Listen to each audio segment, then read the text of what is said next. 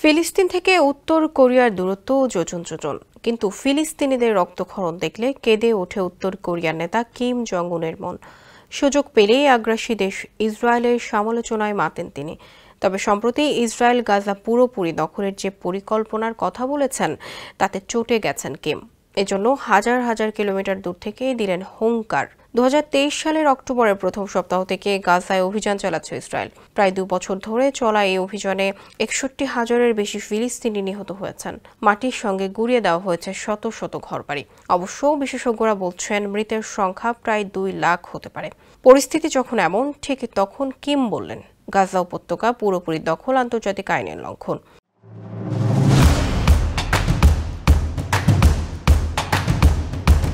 কোরিয়ার পররাষ্ট্র মন্ত্রণালয়ের একজন মুখপাত্র কোরিয়ান সেন্ট্রাল নিউজ এজেন্সিকে মঙ্গলবার এই কথা জানিয়েছেন। এর আগে শুক্রবার ইসরায়েলের যুদ্ধকালীন মন্ত্রিসভা পুরো গাজা দখলে বেনিয়ামিন নেতানিয়াহুর পরিকল্পনা অনুমোদন করে। এরপরই এমন হুঁশিয়ারি উচ্চারণ করল পিয়ংইয়ং।